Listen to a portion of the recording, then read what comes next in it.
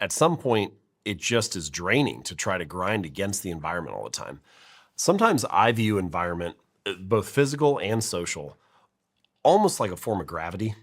Like the physical environment that we're in right now, okay, it's always nudging you in certain directions. Like I'm sitting in this chair right now talking to you. I could be sitting anywhere else, but I would have to sit on the floor, right? The environment of the chair is ushering me to this spot. It's almost like a form of gravity pulling me here rather than getting me to go somewhere else. When we leave this room, if I wanted, I could try to do something crazy and break through a wall or climb through the ceiling or whatever, but I'm going to go through the door because that's where the environment is naturally nudging me toward. It's where that behavior happens easily. And all of our spaces are like that. You're always being kind of pulled toward what is natural and easy and consistent in that environment. So how can you prime your environment to make those the things you want to do? That's for physical environment. Social environment is the same. You're always kind of being pulled toward what the behaviors are that are natural there. What are the social norms? What are the things that people get praised and rewarded for? What is the culture typically calling you to do?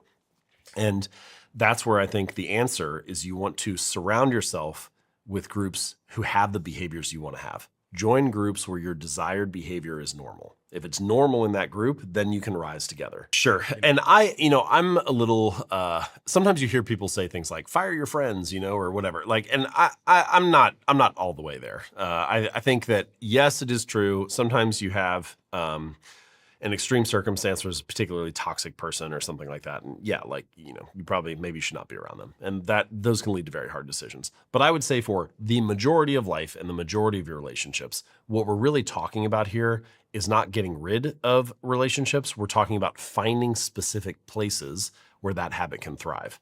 So here are some examples.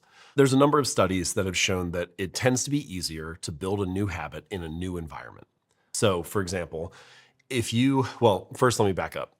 There's an interesting way to define what a habit is, which is that it is a behavior that is tied to a particular context.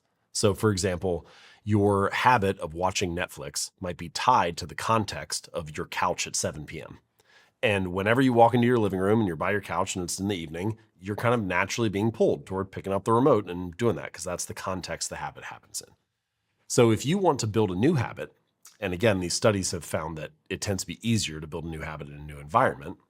Well, let's say you want to start a habit of journaling. Well, you walk into your living room in the evening and you sit down on the couch and you're like, I'm going to start journaling. But you're naturally, your brain is kind of like, well, it's time to pick up the remote and turn on the TV. That doesn't always mean that you need a brand new space, like a new building or a new room to do every habit in. But you could do something like you could get a chair and put it in the corner of the room. And that becomes the journaling chair. And the only thing that you do when you sit in that chair is you journal for 5 minutes. So now you have a new context that is tied to the behavior that you want to perform.